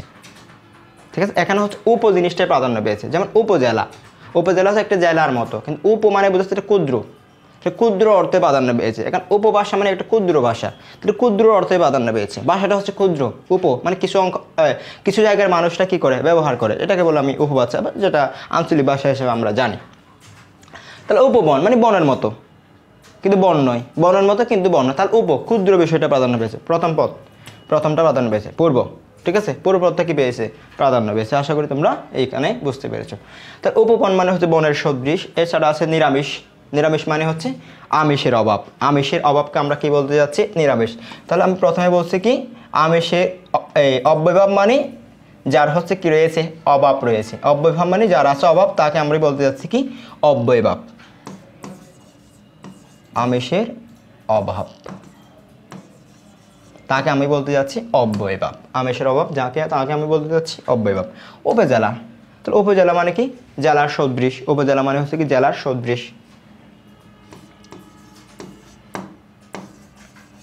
জেলার সদৃশ, জেলার সদৃশকে আমরা বলতে যাচ্ছি উপজেলা। কি জেলা? উপজেলা। উপবন, বনের সদৃশ, ঠিক আছে, এরকম। আবার দেখো বিভিন্ন অর্থে অব্যয়ভাব সমাসের উদাহরণ। বিভিন্ন অর্থে অব্যয়ভাব সমাসের উদাহরণগুলো আমরা দেখো। এই বিষয়টা আমরা একটু মনে রাখবো এভাবে। নিদুর বেবি হাগরকা, নিদুর বেবি হাগরকা, এইভাবে আমরা সবগুলো মনে রাখতে পারবো। নির দূর বেবি হাগরকা, কাটা আমি এমনি দিলাম। তাহলে নিদুর বেবি হাগরকা, তোমরা এইভাবে মনে রাখবা, নিদুর বেবি হাগরকা। আচ্ছা, এবার দেখো এখানে হা শব্দটা দিয়ে যেটা বোঝাচ্ছে সেটা হচ্ছে মূলত অভাব বোঝাচ্ছে। তাহলে অভাব হতে হা শব্দটা কি হয়েছে, যুক্ত হয়েছে। অভাব হতে হা শব্দটা কি হয়েছে, যুক্ত হয়েছে। যেমন হাসর, তাহলে হাসর, হাসর অর্থ এখানে স্বরের অভাব, স্বরের অভাব, তাহলে এটা আমরা বলতে চাচ্ছি হাসর। তাহলে এখানে হাগর মানে ঘরের অভাব, তাহলে গড় মিল, অর্থাৎ যেখানে মিলের অভাব। গড় শব্দটা কিসের জন্য ব্যবহার হয়েছে, অর্থাৎ এখানে মিলের অভাব রয়েছে, অভাব অর্থে এখানে কি হয়েছে, ব্যবহার করা হয়েছে। তাহলে যার আছে অভাব তাকে আমরা বলবো অব্যয়ভাব। একটা তো পেয়ে গেলাম। দ্বিতীয়টা যেটা আমি মিলাবো সেটা হচ্ছে আমরা এখানে সমস্ত পদের ক্ষেত্রে প্রথমে আমরা উপসর্গ দেখতে পাবো। অব্যয়ভাব সমাসের ক্ষেত্রে আমরা কি পাবো, উপসর্গ দেখতে পাবো।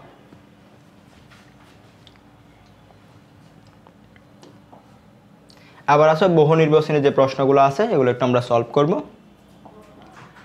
প্রথম আমরা দেখতে পাচ্ছি যুবজানি সমাসে, যুবজানি সমাসের বিয়াস বাক্য কোনটা হবে, যুবতী জানি যার, যুবতী জায়া যার, অর্থাৎ জায়া মানে হচ্ছে স্ত্রী, জায়া মানে হচ্ছে স্ত্রী, অর্থাৎ যার যুবতী স্ত্রী আছে, যার যুবতী কি আছে, স্ত্রী আছে, তাকে বলতেছি যুবজানি। ঠিক আছে, তাহলে এখানে সঠিক উত্তর হচ্ছে যুব জায়া যার, অর্থাৎ যার যুবতী কি আছে, বউ আছে। 2 নাম্বার, প্রধানমন্ত্রী শব্দের প্রধান ও মন্ত্রী যুক্ত হয়েছে কিভাবে, আমরা এখানে দেখতে পাচ্ছি এখানে দুইটা পদ আছে। কি আছে, দুইটা পদ আছে, মাঝখানে একটা যোজক আছে। তাহলে এই যে দুইটা পদ ও এবং আর, এই যোজকগুলা দিয়ে আমরা যেটা যুক্ত করি সেটাই হচ্ছে সমাসের মধ্যে পড়ে। তাহলে কোন সমাস ছিল, প্রধানমন্ত্রীর ক্ষেত্রে প্রধানের অর্থ প্রাধান্য পেয়েছে, মন্ত্রীর অর্থ প্রাধান্য পায়। তাহলে এখানে হচ্ছে প্রধানমন্ত্রী মানে হচ্ছে কে, এখানে কোনটা ঘটেছে, তাহলে এখানে সমাস, এটা সমাসের মাধ্যমে কি হয়েছে, সমাধান হয়েছে সমাস। আবার জ্ঞান বৃক্ষ, জ্ঞান বৃক্ষ বিষয়টা হচ্ছে জ্ঞান রূপ বৃক্ষ, অর্থাৎ বৃক্ষকে জ্ঞানের সাথে তুলনা করা হয়েছে, বৃক্ষকে জ্ঞানের সাথে কি করা হয়েছে, তুলনা করা হয়েছে। এখানে দেখো বৃক্ষ কখনো কি জ্ঞান হতে পারে, তুলনাটা কি সত্য, এটা কখনো সত্য না ভাই, এটা কখনো সত্য নয়। তাহলে এটা অবশ্যই কি হবে, কোন সমাসের মধ্যে পড়তেছে সেটা অবশ্যই জানো, এটা হচ্ছে কর্মদ্বারের সমাসের মধ্যে পড়ে। কিন্তু কর্মদ্বারের মধ্যে যে ভাগটা আছে সেটার মধ্যে আছে উপমিত, উপমিত, উপমিত কর্মধারের মধ্যে পড়তেছে, উপমিত কর্মধারের মধ্যে পড়তেছে। তাহলে সঠিক উত্তর জ্ঞান রূপ কি হচ্ছে, বৃক্ষ হচ্ছে, জ্ঞান রূপ বৃক্ষ। আবার আছে কোনটি রূপক কর্মধারের সমাসের উদাহরণ, রূপক কর্মধারের সমাসের ক্ষেত্রে আমরা কি বলেছি, এক্ষেত্রে পরপদের অর্থ প্রাধান্য হবে। দ্বিতীয়ত হচ্ছে এখানে শব্দে আমরা ব্যাস বাক্যের ক্ষেত্রে মাঝখানে একটা কি পাবো, রূপ পাবো, কি পাবো, রূপ পাবো। এবং তুলনাটা হবে কিসের সাথে, দৃশ্যমানের সাথে অদৃশ্যমানের, দৃশ্যমানের সাথে, অর্থাৎ অদৃশ্যটা প্রথমে থাকতেছে অথবা পরেও থাকতে পারে, কিন্তু দৃশ্য আর অদৃশ্য তুলনা হতে হবে। এবার দেখো কাজল কালো, আরে ভাই কাজল কালো, কাজলের মতো কালো, কাজলও কালো, কালোও কালো, তাহলে এর তুলনাটা হচ্ছে কি, রূপক না ভাই, এটা হচ্ছে উপমান, যার আছে মান সম্মান, তাহলে এটা সত্য তুলনা। বিদ্যা, বিদ্যা রূপ দন, বিদ্যা রূপ দন, তাহলে আর যাইতে হচ্ছে না। বিদ্যা রূপ দন মানে হচ্ছে বিদ্যাকে ধনের সাথে তুলনা করা হচ্ছে, সঠিক উত্তর হচ্ছে কি বিদ্যা দন। তাহলে বিদ্যা রূপ দন, এটাই হচ্ছে রূপক।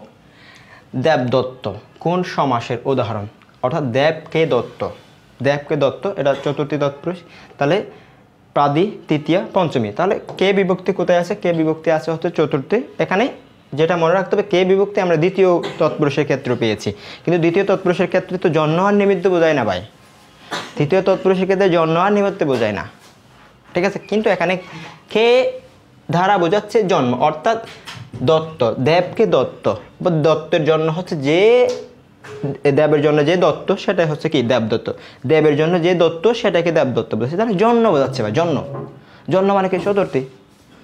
আবার দেখো 6 নাম্বার, সুগন্ধি কোন সমাস, কোন সমাস, তৎপুরুষ, অব্যয়ভাব, বহুব্রীহি এবং হচ্ছে দ্বন্দ্ব। প্রথমে আমরা দেখি সুগন্ধিটা কীরকম, তাহলে সু অর্থ ভালো, গন্ধি অর্থ হচ্ছে গন্ধ, তাহলে এখানে সুর অর্থ কি প্রাধান্য পাচ্ছে, গন্ধের অর্থ কি প্রাধান্য পাচ্ছে, সুগন্ধ দ্বারা বোঝাচ্ছে একটা ভালো একটা কি স্মেল, ভালো একটা সুবাস, এটাকে বোঝাচ্ছে। তাহলে প্রথম সুর অর্থ প্রাধান্য পায় না, এখানে গন্ধির অর্থ প্রাধান্য পায় না। আমরা জানি যদি প্রথম পদের অর্থ বা দ্বিতীয় শেষ পদের অর্থ যদি প্রাধান্য না পায় তখন আমরা সেটাকে বলতে যাচ্ছি বহুব্রীহি সমাস। তাহলে আমরা জানি তৎপুরুষ সমাসে হচ্ছে পরপদ প্রধান পায়, আর অব্যয়ভাবে পূর্বপদ প্রধান, দ্বন্দ্ব হতে পায় উপপদ প্রধান, তাহলে কোনোটার সাথে মিলতেছে না, এটা হচ্ছে বহুব্রীহি সমাসের মধ্যে পড়ে। আবার হচ্ছে আইন আদালত, আইন আদালত একদম ইজি, আইন ও আদালত, তাহলে মাঝখানে হচ্ছে যুক্ত হচ্ছে ও শব্দটা, ও এই ও যুক্ত হলো হয়ে যাচ্ছে আইন ও আদালত। তাহলে আইন ও আদালত, ও আমরা কোথায় পাই, ও এবং আর পাচ্ছি হচ্ছে দ্বন্দ্ব সমাসে, তাহলে এখানে সঠিক উত্তর অবশ্যই হচ্ছে কি দ্বন্দ্ব। গজানন অর্থাৎ গজ আনন যার, এটা তোমাদের বাংলা প্রথম পত্রে আছে গজানন শব্দটা, তাহলে গজ আনন যার, গজ আনন যার, তাহলে গজ আনন যার, এটার ব্যাস বাক্য হচ্ছে এটা, গজ আনন যার। আবার দেখো বিষাদ সিন্ধু, এটা আমরা পড়ার সময় পেয়ে গেছিলাম, বিষাদ দেখা যায়, যায় না, সিন্ধু আমরা দেখতে পারি, তাহলে বিষাদ রূপ সিন্ধু, অর্থাৎ দৃশ্য একটা একটা অদৃশ্য আর হচ্ছে দৃশ্য, তাহলে দৃশ্য আর অদৃশ্য কোথায় থাকে, রূপক, চোখ বন্ধ করে রূপক আমরা বলে দিতে পারবো প্রথমটাই।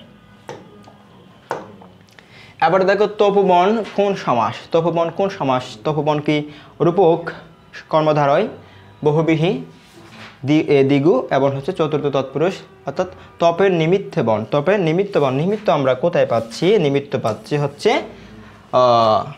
চতুর্থী তৎপুরুষে, নিমিত্ত কোথায় পাচ্ছি চতুর্থ তৎপুরুষে। এরপর দেখ 11 নম্বর যে প্রশ্নটা আছে, কোষ ও লব, কোষ ও লব, কোষীলব কোন সমাস, তাহলে এটা দ্বন্দ্ব ভাই, দ্বন্দ্ব সমাস, ও পেয়ে গেছি না আমরা, আর কিছু ভাবতে হচ্ছে না, উভয় পদের অর্থে প্রাধান্য পাচ্ছে। তাহলে মহানবী, মহান যে নবী, মহান যে নবী, কারণ আমরা বলেছিলাম যে ব্যক্তি যদি পায় মহার পরে তখন হয়ে যাচ্ছে মহান, আর বস্তু পেলে হয়ে যাচ্ছে মহৎ, কি হচ্ছে মহৎ হচ্ছে। এখানে যেহেতু আমি কি পেয়েছি, নবী পেয়েছি, নবী, নবী হচ্ছে ব্যক্তির নাম, অবশ্যই কি হচ্ছে এটা কি হবে, অবশ্যই কর্মধারয় সমাস হবে, কি হবে কর্মধারয় সমাস, এবং সাধারণ কর্মধারা, এটা এটা সাধারণ কর্মধারা।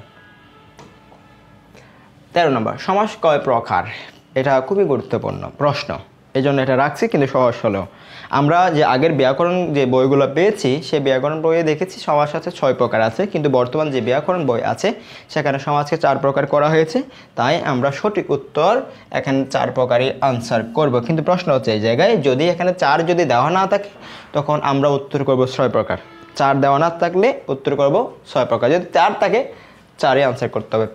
সব বিষয়ের ক্ষেত্রে এরকম, যেটা নতুন উত্তর থাকে, নতুন বিষয় পরিবর্তন হয়, সেই উত্তরটাই কি হয় সঠিক হিসেবে গণ্য হয়।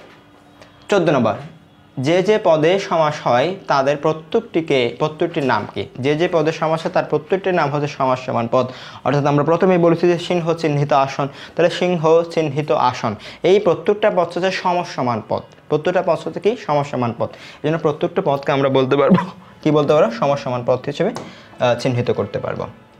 আমাদের সর্বশেষ প্রশ্ন, দুর্ভিক্ষের সঠিক ব্যাস বাক্য কি, দুর্ভিক্ষ মানে হচ্ছে যেখানে ভিক্ষার অভাব হয়ে যায়, তুমি ভিক্ষা করলেও পাবে না, তাহলে যার আছে অভাব তাকে আমরা কি বলতেছিলাম ভাই অব্যয়ভাব, যার আছে অভাব তাকে আমরা বলবো অব্যয়ভাব, ঠিক আছে ওকে। তাহলে আরেকটা বিষয় বলছিলাম ভাই উপসর্গ থাকবে, তাহলে এই দুটা হচ্ছে ভাই কি উপসর্গ, কি উপসর্গ, আচ্ছা তাহলে এখানে সঠিক উত্তর হচ্ছে কি, তাহলে ভিক্ষার অভাব, ভিক্ষার অভাব,